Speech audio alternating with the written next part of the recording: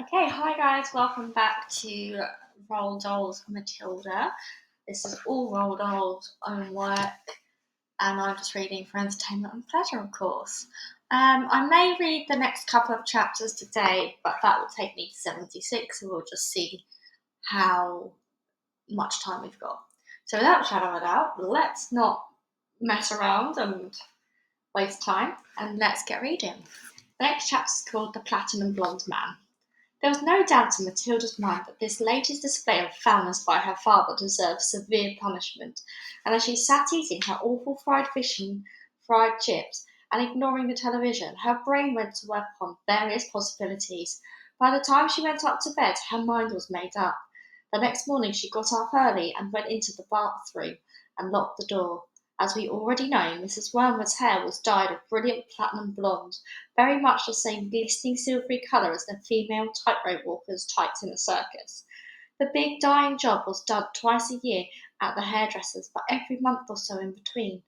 Mrs. Wormwood used to freshen it up by giving it a rinse in a wash basin with something extra called platinum blonde hair dyed extra strong.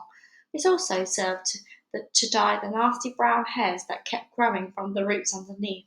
The bottle of platinum blonde hair dye extra strong was kept in the cupboard in the bathroom, and underneath the title on the label that were written in words caution, this is peroxide, keep away from children. Matilda read it many times with fascination. Matilda's father had a fine crop of black hair, which he parted in the middle, and of which he was exceedingly proud. Good strong hair, he was fond of saying, means there's a good strong brain underneath. Like Shakespeare, Matilda had once said to him. Like who? Shakespeare, Daddy. Was he brainy? Very, Daddy. He had masses of hair, did he? He was bald, Daddy.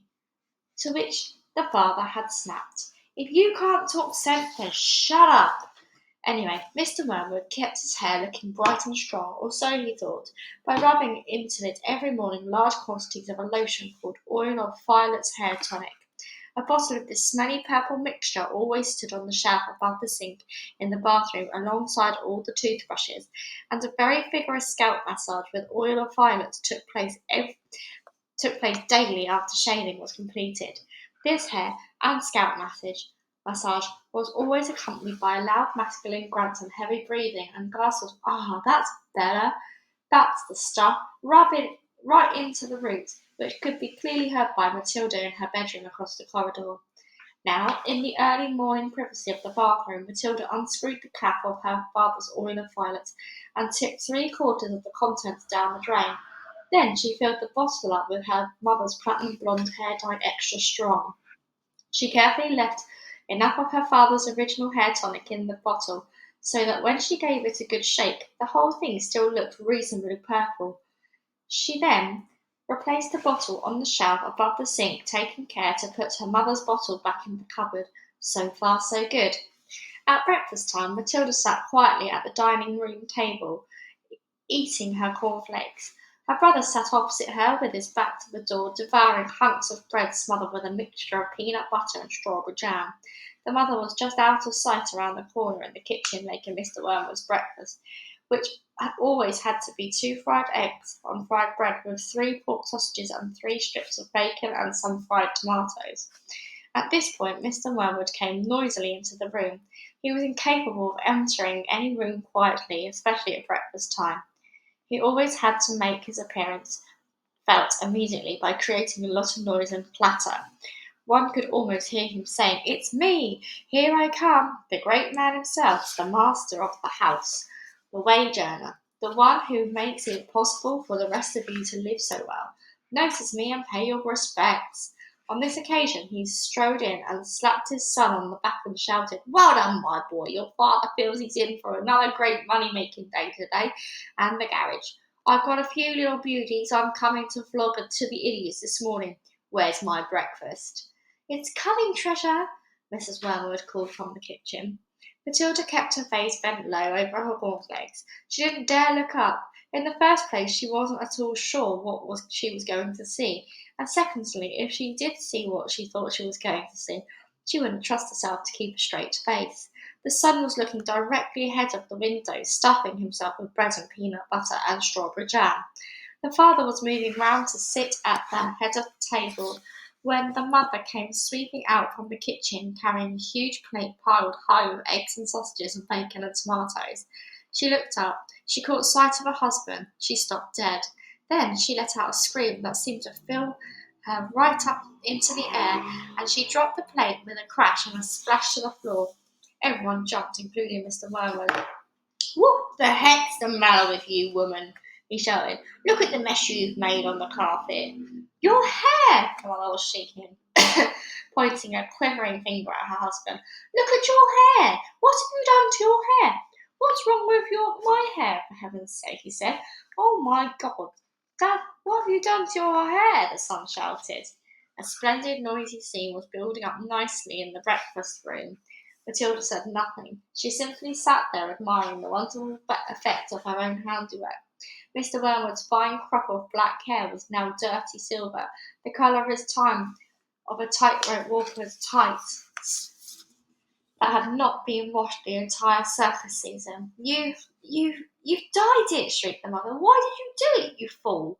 It looks absolutely frightful. It looks horrendous. You look like a freak." "What the blazes are you talking about?" the father yelled, putting both hands to his hair.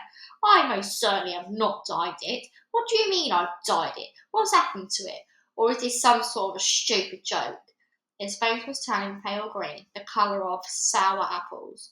"You must have dyed it, Dad," the son said. "It's the same colour as Mum's, only it's much dirtier looking."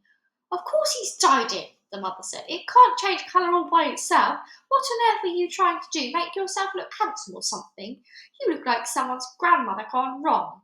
"Get me a mirror," the father yelled. "Don't just stand there shrieking at me. Get me a mirror."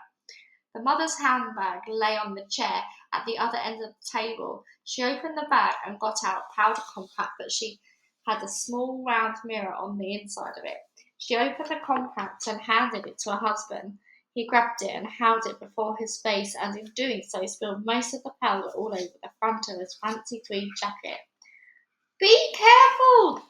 shrieked the mother. "Now look what you've done. That's my best Elizabeth Arden face powder." "Oh, my God!" yelled the father, staring at the little mirror.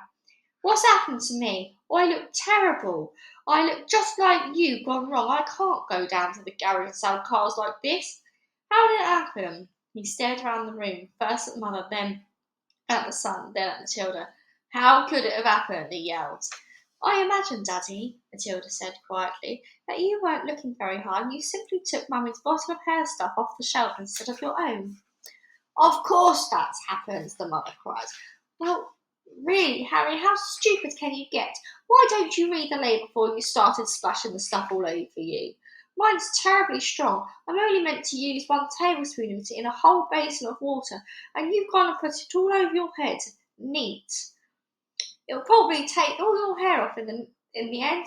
It's your scalp beginning to burn, dear." "You mean I'm going to lose all my hair?" the husband yelled. "I think you will," Mother said. "Peroxide is a very powerful chemical. It's what they put down the lavatory to disinfect the pan, only they give it another name." "What are you saying?" the husband cried. "I'm not a lavatory pan. I don't want to be disinfected." "Even diluted like I use it," the mother told him, "it makes a good deal of my hair fall out, so goodness knows what's going to happen to you. I'm surprised if it didn't take the whole top of your head off." "What shall I do?" wailed the father. "Tell me quick what to do before it starts falling out." Matilda said, "I'd give it a good wash, Dad, if I were you, with soap and water. But you'll have to hurry." "Will that change the colour back?" the father asked anxiously. "Of course it won't, you twit," the mother said. "Then what do I do? I can't go round looking like this forever." "You'll have to have it dyed back," the mother said. "But wash it with first, or there won't be any there to dye." "Right," the father shouted, springing into action. "Get me an appointment with your hairdresser this instant for a hair dyeing job. Tell them it's an emergency. They've got to boot someone else off their list. I'm going upstairs to wash it now." With that, the man dashed out of the room, and Mrs. Wormwood, sighing deeply, went to the telephone to call the beauty parlour. How does some silly, how do, does do some Now I'll try that again, sorry guys. He does do some pretty silly things now and again, doesn't he, Mummy? Matilda said. The mother, dialing the number on the phone, said, I'm afraid men are not always quite as clever as they think they are. You will learn that when you get a bit older, my girl. Next chapter, Miss Honey. Matilda was a little late in starting school. Most children begin primary school at 5 or even just before, but Matilda's parents, who weren't very concerned one way or the other about their daughter's education, had forgotten to make the proper arrangements in advance. She was 5 and a half when she entered school for the first time. The village school for younger children was a bleak brick building called Crunchen Hall Primary School. It had about 250 pupils aged from 5 to just under 12 years old. The head teacher, the boss, the supreme commander of this establishment, was a formidable middle-aged lady whose name was Miss Trunchbull. Naturally, Matilda was put in the bottom class, where there were 18 other small boys and girls about the same age as her. Their teacher was called Miss Honey, and she could not have been more than 23 or 24. She had a lovely pale oval Madonna face, with blue eyes, and her hair was light brown. Her body was so slim and fragile, one got the feeling that if she fell over she would smash it into 1,000 pieces like a porcelain figure. Miss Jennifer Honey was a mild and quiet person who never raised her voice and was seldom seen to smile, but there is no doubt she possessed that rare gift of being adored by every small child under her care. She seemed to understand totally the bewilderment and fear that so often overwhelm young children who, for the first time in their lives, are herded into a classroom and told to obey orders. Some curious warmth that was almost tangible shone out of Miss Honey's face when she spoke to a confused and homesick newcomer to the class. Miss Trunchbull, the head-mistress, was something else altogether. She was a gigantic holy terror, a fierce tyrannical monster who frightened the life out of pupils and teachers alike. There was an aura of menace about her even at a distance, and when she came up close you could almost feel the dangerous heat radiating from her as from a hot red of metal. When she marched, Miss Trunchbull never walked. She always marched like a storm-trooper with long strides and arms a-swinging. When she marched along a corridor, you could actually hear her snorting as she went, and if a group of children happened to be in her path, she ploughed right on through them like a tank, with small people bouncing off her to the left and right. Thank goodness we don't meet any people like her in this world, although they do exist, and all of us are likely to come across at least one of them in a lifetime. If you ever do, you should behave as you would if you met an enraged rhinoceros out in the bush. Climb up the nearest tree and stay there until it has gone away. This woman, in all her eccentricities and in her appearance, is almost impossible to describe, but I shall make some attempt to do so a little later on. Let us leave her for the moment and go back to Matilda and her first day in Miss Honey's class. After the usual business of going through all the names of the children, Miss Honey handed out a brand new exercise book to each pupil. You have all brought your own pencils, I hope, she said. Yes, Miss Honey, they chanted. Good. Now this is the first day of school for each one of you. It is the beginning of at least 11 long years of schooling that all of you are going to have to go through, and 6 of those years will be spent here at Cruncham Hall, where, as you know, your headmistress is Miss Trunchbull. Let me, for your own good, tell you something about Miss Trunchbull. She insists upon strict discipline throughout the school, and if you take my advice, you will do your very best to behave yourselves in her presence. Never argue with her, never answer back, always do as she says. If you get on the wrong side of Miss Trunchbull, she can liquidize you like a carrot in a kitchen blender. It's nothing to laugh about, Lavender. Take that grin off your face. All of you will be wise to remember that Miss Trunchbull deals with very, very severely with anyone who gets out of line in this school. Have you got the message? Yes, Miss Honey, chirruped 19 eager little voices. I myself, Miss Honey went on, want to help you learn as much as possible while you are in the class. That is because I know it will make things easier for you later on. For example, by the end of this week I shall expect every one of you to know the 2 times table by heart, and in a year's time I hope you will know all the multiplication tables up to 12. It will help you enormously if you do. Now then, do any of you happen to have learnt the 2 times table already? Matilda put her hand up. She was the only one. Miss Honey looked carefully at the tiny girl with the dark hair, round, serious face, sitting in the second row. Wonderful, she said. Please stand up and recite as much of it as you can. Matilda stood up and began to say the 2 times table. When she got to twice 12 is 24, she didn't stop. She went right on with twice 13 is 26, twice 14 is 28, twice 15 is 30, twice 16 is... Stop, Miss Honey said. She had been listening slightly spellbound to the smooth recital, and now she said, How far can you go? How far? Matilda said. Well, I don't really know, Miss Honey, for quite a long way, I think. Miss Honey took a few moments to let this curious statement sink in. You mean, she said, that you could tell me what 2 times 28 is? Yes, Miss Honey. What is it? 56, Miss Honey. What about something much harder, like 2 times 487? Could you tell me that? I think so, yes, Matilda said. Are you sure? Why, yes, Miss Honey, I'm fairly sure. What is it then? 2 times 487? 974, Matilda said immediately. She spoke quietly and politely, without any sign of showing off. Miss Honey gazed at Miss Matilda with absolute amazement, but when next she spoke, she kept her voice level. That is really splendid, she said, but of course multiplying by 2 is a lot easier than some bigger numbers. What about the other multiplication tables? Do you know any of those? I think so, Miss Honey, I think I do. Which ones, Matilda? How far have you got? I I don't quite know, Matilda said. I don't know what you mean. What I mean is, do you, for instance, know the 3 times table? Yes, Miss Honey. And the 4 times? Yes, Miss Honey. Well, how many do you know, Matilda? Do you know all the way up to 12 times table? Yes, Miss Honey. What are 12 sevens? 84, Matilda said. Miss Honey paused and leaned back in her chair behind the plain table that stood in the middle of the floor in front of the class. She was considerably shaken by this exchange, but took care not to show it. She had never come across a 5-year-old before, or indeed a 10-year-old, who could multiply in such facility. I hope the rest of you are listening to this, she said to the class.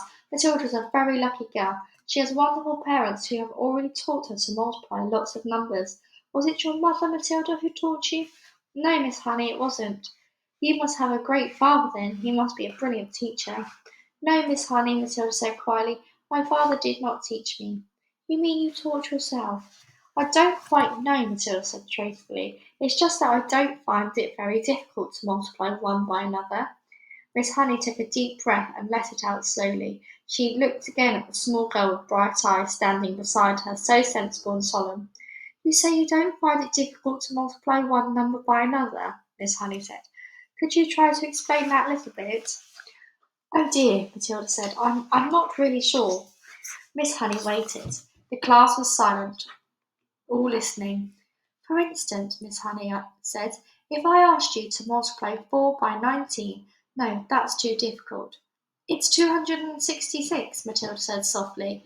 Miss Honey stared at her. Then she picked up a pencil and quickly worked out the sum on a piece of paper.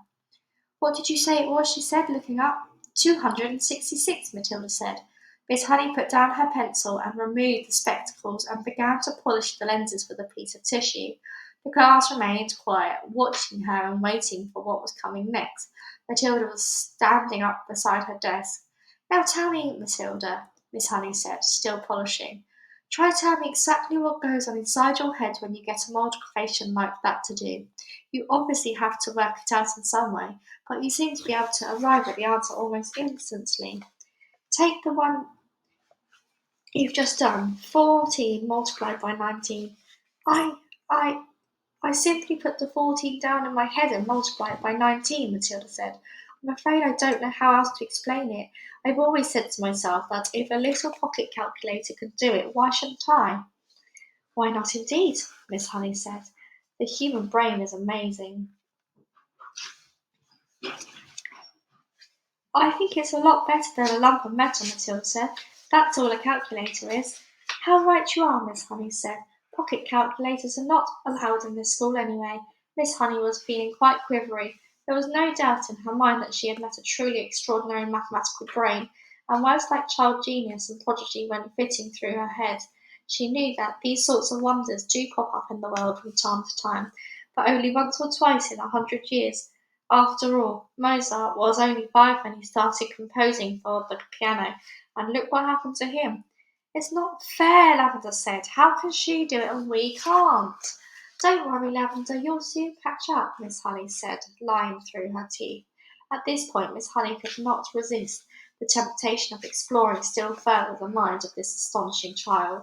She knew that she ought to be paying some attention to the rest of the class, but she was altogether too excited to let the matter rest. Well, she said, pretending to address the whole class, let us leave sums for a moment to see if any of you have begun to learn to spell. Hands up anyone who can spell cat. 3 hands went up. They belonged to Lavender, a small boy called Nigel, and to Matilda. Spell cat, Nigel. Nigel spelt it. Miss Honey now decided to ask a question that normally she would not have dreamed of asking on its first day in class. I wonder, she said, whether any of you 3 know how to spell cat, have learnt how to read a whole group of words when they are strung together in a sentence. I have, Nigel said. So have I, Lavender said. Miss Honey went to the blackboard and wrote with her chalk the sentence. I already begun to learn how to read long sentences.